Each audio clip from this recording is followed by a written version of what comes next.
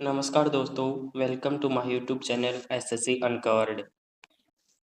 इस वीडियो में हम अगस्त मंथ की महत्वपूर्ण करंट अफेयर्स को देखते हैं, जो इस बार इंग्लिश और हिंदी दोनों लैंग्वेज में कंपाइल किया गया है। वीडियो को दोस्तों पूरा देखना।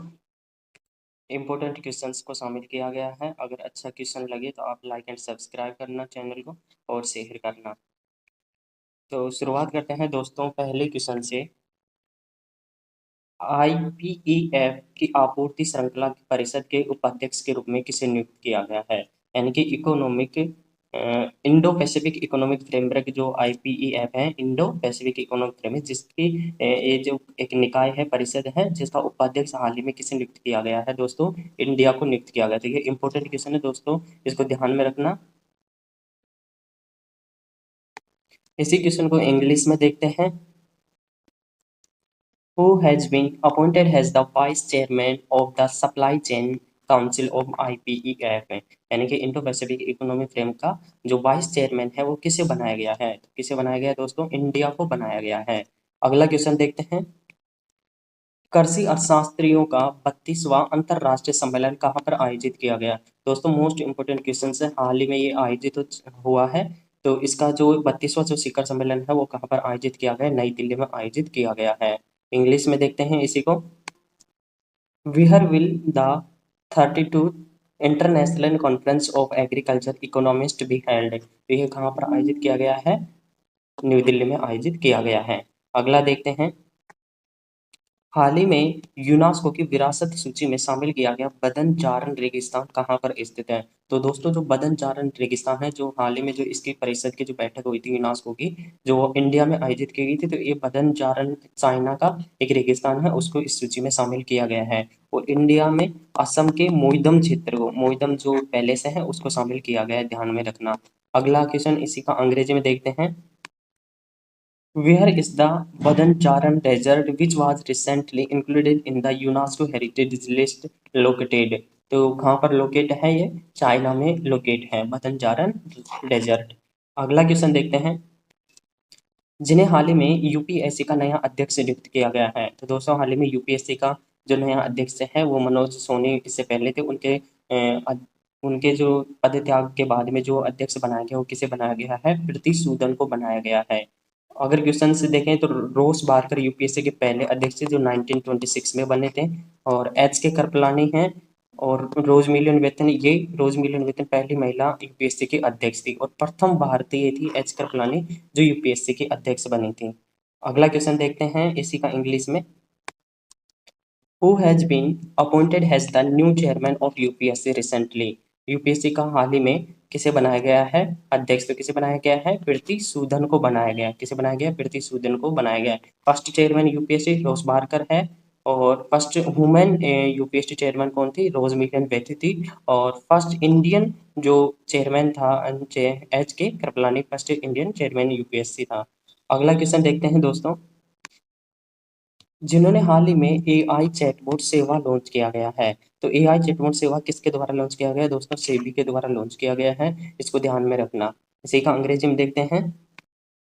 Who has recently AI chatbot सेवा रिसेंटली लॉन्च्ड? तो एआई चैटबॉट जो लॉन्च किया गया था वो किसके द्वारा लॉन्च किया गया है? तो किसके द्वारा? सेबी के द्वारा लॉन्च किया गया है। अगला क्वेश्चन देखते हैं। हाल ही में लॉन्च की गई पुस्तक का शीर्षक ब्रेकिंग रॉक्स एंड बैरियर किससे संबंधित है? तो दोस्तों ब्रेकिंग रॉक्स एंड बैरियर जो पुस्तक थी वो हाल ही में चर्चित रही थी कि किससे संबंधित है? सुदीप्त सेन गुप्ता की पुस्तक है। इसी का अंग्रेजी में देखते हैं। The recently launched book title breaking rocks and barrier is related to? तो किससे रिलेटेड है ये? सुदीप सेन गुप्ता से रिलेटेड है। अगला क्वेश्चन देखते हैं। एस्ट्रोसैट्स वेधशाला जिसने हाल ही में वैम्पायर तारा M67 की खोज की है, ये किससे संबंधित है? तो दोस्तों ये किससे संबंधित है? किस एजेंसी से संबंधित है? इसरो से संबंधित है। तो इसरो का जो वेधशाला है, ऑब्जर्वेटरी है, एस्ट्रोसैट वेधशाला, जिसके द्वारा वैम्पायर तारा जिसका नाम क्या दिया गया? M67 दिया है, उसको खोजा है। अगला इसी का अंग्रेजी में देखते हैं। Astrosat observatory which recently discovered the vampire star M67 is related to? तो किससे रिलेट है ये? इसरो से रिलेट है। अगला क्वेश्चन देखते हैं। हाल ही में यूएन ईसीओ एसओसी यानी इकोनॉमिक एंड सोशल ने किस राज्य के क्लिंग औद्योगिक प्रौद्योगिक संस्थान को अपना विशेष सलाहकार निकाय घोषित किया गया है। तो दोस्तों यूएन यानी जो अंतर्राष्ट्रीय एजेंसी है यूनाइटेड नेशंस, उसी की एक संस्था है इकोनॉमिक एंड सोशल, जिसके द्वारा क्लिंग औद्योगिक प्रौद्योगिक संस्था है उड़ीसा की, उसको क्या घोषित किया गया है, विशेष सलाहकार निकाय घोषित किया गया है। इसको ध्यान में रखना। इसी का अंग्रेजी में देखते हैं। Recently, UN Economic and Social has declared Kalinga Industrial Technology Institute, of which state has its special consultative body है। तो ये किसकी है? उड़ीसा की है। इसको ध्यान में रखना। अगला क्वेश्चन देखते हैं।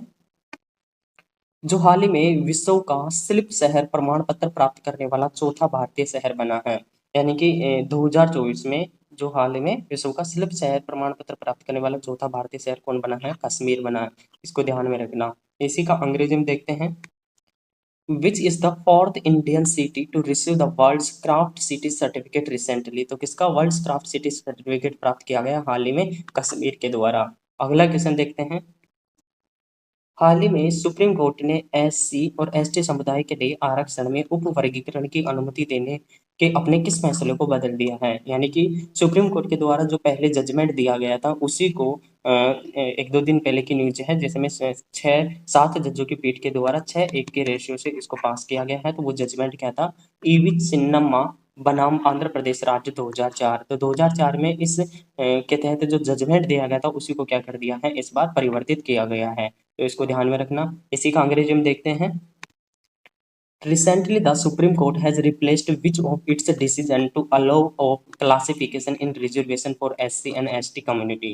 तो किसका? EV Chinnamma versus state of Andhra Pradesh 2004 के जो जजमेंट था उसी में उसी को क्या किया गया है? रिप्लेस किया गया है। अगला क्वेश्चन देखते हैं। हाल ही में 2024 में पेरिस ओलंपिक में 50 मीटर राइफल 3 पोजीशन स्पर्धा में भारत के लिए तीसरा कांस्य पदक किसके द्वारा जीता गया है? तो दोस्तों इसमें जो तीसरा कांस्य पदक जीता गया हो वो स्वप्निल कुसाले के द्वारा जीता गया है। इससे पहले जो 2 पदक जीते गए थे वो किसके द्वारा जीते गए थे? मनु भाकर के द्वारा जीता गया था। अगला क्वेश्चन देखते हैं। इसी का अंग्रेजी में देखते हैं। Who has recently won the third bronze medal of India for India in 50 m rifle 3 position event at the 2024 Paris Olympic? तो कौन है? स्वप्निल कुसाले के द्वारा जीता गया है। अगला क्वेश्चन देखते हैं। दोस्तों ये महत्वपूर्ण क्वेश्चन है। भारतीय सेना चिकित्सक सेवा की महानिदेशक बनने वाली पहली महिला अधिकारी कौन है? यानी कि भारतीय सेना में चिकित्सक सेवा की महानिदेशक बनने वाली जो पहली महिला है वो कौन है? साधना सक्सेना नायर है। इसको ध्यान में रखना, साधना सक्सेना नायर। इसी का अंग्रेजी में देखते हैं। Who is the first woman officer to become the Director General of Indian Army Medical Services? तो ये कौन है? साधना सक्सेना नायर है। अगला क्वेश्चन देखते हैं। हाल ही में विश्व के प्रमुख एल्यूमीनियम उत्पादकों में भारत को कौन सा स्थान प्राप्त हुआ है? यानी कि जो हाल ही में जो रैंकिंग जारी की गई है एल्यूमीनियम उत्पादकों में, तो भारत का इसमें जो रैंकिंग है वो सेकंड है। सेकंड रैंकिंग प्राप्त हुई है इंडिया की, तो इसको ध्यान में रखना। इसी का अंग्रेजी में देखते हैं। Recently which position has India got among the major aluminium producer of world? तो सेकंड रैंकिंग है इसमें। अगला क्वेश्चन देखते हैं। एशियाई शेरों और संरक्षण प्रयासों पर हाल ही में प्रकाशित पुस्तक कॉल ऑफ द गिर कॉल कॉल ऑफ द गिर के लेखक कौन है? दोस्तों कॉल ऑफ द गिर के लेखक कौन है? पिरमिल नथवानी है। पिरमिल नाथवानी है इसके लेखक कॉल ऑफ द गिर। तो इम्पोर्टेंट है हाल ही में जो इसका शेरों के संरक्षण के लिए जो न्यूज चर्चा में रहा था, क्योंकि सबसे अधिक जो शेर है वो कहाँ पर है? इंडिया में है। तो कॉल ऑफ द गिर पुस्तक के लेखक कौन है? पिरमिल नथवानी है। इसी का अंग्रेजी में देखते हैं। Who is the author of recently published book Call of the Gir on Asiatic Lions and Conservation Effort? तो परिमल नथवानी है। अगला क्वेश्चन देखते हैं। हाल ही में भारत सरकार ने गुजरात में राष्ट्रीय समुद्री विरासत परिसर विकसित करने के लिए किसके साथ एक समझौते पर हस्ताक्षर किए हैं? तो दोस्तों गुजरात में राष्ट्रीय समुद्री विरासत परिषद विकसित किया जाएगा। इसके लिए जो भारतीय सरकार है उसके द्वारा वियतनाम के साथ समझौता किया गया है, यानी कि वियतनाम और भारत सरकार के सहयोग से गुजरात में राष्ट्रीय समुद्री विरासत परिषद विकसित किया जाएगा। इसी का अंग्रेजी में देखते हैं। Recently, the government of India has signed an agreement with whom to develop the National Maritime Heritage Complex in Gujarat। तो ये जो कंट्री है वो कौन सा कंट्री है? वियतनाम है। अगला क्वेश्चन देखते हैं। विश्व व्यापार संगठन की व्यापार व्यापार सांख्यिकी रिपोर्ट 2023 रिपोर्ट के अनुसार वैश्विक कृषि निर्यात में भारत का स्थान कौन सा है? दोस्तों मोस्ट इंपोर्टेंट क्वेश्चन है, हाल ही में ये रैंकिंग जारी हुई है, तो इंडिया की जो इसमें रैंकिंग है वो 8वीं है, यानी कि 8th रैंकिंग इंडिया का इसी में प्राप्त हुआ है। इसी का अंग्रेजी में देखते हैं। According to the WTO Trade Statistic 2023 report, which position has India got in global agriculture export? तो ग्लोबल एग्रीकल्चर जो एक्सपोर्ट है उसमें इंडिया की जो रैंकिंग है वो 8th रैंकिंग को प्राप्त की गई है। अगला क्वेश्चन देखते हैं। हाल ही में G20 संगठन ने किस देश के अरबपति कर, यानी कि किस देश के अरबपति कर प्रस्ताव को स्वीकार किया गया है? तो हाल ही में जो G20 की बैठक हुई थी ब्राजील के अंदर, तो वहां ब्राजील के ही द्वारा जो मिल अरबपति हैं उनके खिलाफ जो टैक्स की जो प्रस्ताव पेश किया गया था उसे स्वीकार किया गया है G20 के द्वारा। तो इसको ध्यान में रखना, किसने पेश किया गया था अरबपति कर? G20 में ब्राजील के द्वारा। इसी का अंग्रेजी में देखते हैं। Recently, the G20 organization has accepted the billionaire tax proposal of which country? तो ये किसका प्रपोजल था? ब्राजील कंट्री का प्रपोजल था बिलियनियर टैक्स G20 के अंतर्गत। ध्यान में रखना। अगला क्वेश्चन देखते हैं। जिन्होंने हाल ही में असम राइफल्स के महानिदेशक पद का पदभार संभाला है? दोस्तों इंपोर्टेंट क्वेश्चन है, असम राइफल का महानिदेशक किसे बनाया गया है? विकास लखेरा को बनाया गया है। इसको ध्यान में रखना, विकास लखेरा को। इसी का अंग्रेजी में देखते हैं। Who has recently taken over as DG of Assam rifle? तो असम राइफल का डीजी कौन बना है? विकास लखेरा बना है। अगला क्वेश्चन देखते हैं दोस्तों। भारत की पहली नाइट स्ट्रीट रेसिंग कहाँ पर आयोजित की गई है? दोस्तों इंपॉर्टेंट क्वेश्चन है, भारत की पहली नाइट स्ट्रीट रेसिंग है वो कहाँ पर आयोजित की गई थी? चेन्नई में आयोजित की गई है। इसी का अंग्रेजी में देखते हैं। Where will India's first night street racing be held? तो where will India's first night racing will be held, तो कहाँ पर आयोजित की गई है? ये चेन्नई में। अगला क्वेश्चन देखते हैं। हाल ही में सफल सफल प्रशिक्षण चक्र किसके द्वारा लॉन्च किया गया है? तो दोस्तों इंपोर्टेंट क्वेश्चन है ये। सफल जो प्रशिक्षण चक्र है वो किसके द्वारा लॉन्च किया गया है? तो सीबीएसई के द्वारा लॉन्च किया गया है। इसको ध्यान में रखना, सीबीएसई के द्वारा सफल प्रशिक्षण चक्र लॉन्च किया गया है। इसी का अंग्रेजी में देखते हैं। Who has recently launched the सफल टेस्टिंग साइकिल? तो सफल टेस्टिंग जो साइकिल है वो किसके द्वारा लॉन्च किया गया है? सीबीएसई के द्वारा लॉन्च किया गया है। अगला क्वेश्चन देखते हैं। कौन सा स्टार्टअप वर्ष 2024 का चौथा यूनिकॉर्न बना है? तो हाल ही में जो वर्ष 2024 का चौथा यूनिकॉर्न बना है वो कौन बना है? रैपिडो बना है। अगला इसी का अंग्रेजी में देखते हैं। Which startup will become the fourth unicorn of the year 2024? Rapido। Next question देखते हैं। जिन्होंने हाल ही में young India skills university bill pass किया गया है? तो किसके द्वारा young India skills university bill pass किया गया है? दोस्तों तेलंगाना के द्वारा पास किया गया है। इसी को अंग्रेजी में देखते हैं। Who has recently passed the young India skills university bill? Young India skills university bill किसके द्वारा पास किया गया है? तेलंगाना के द्वारा पास किया गया है। अगला क्वेश्चन देखते हैं।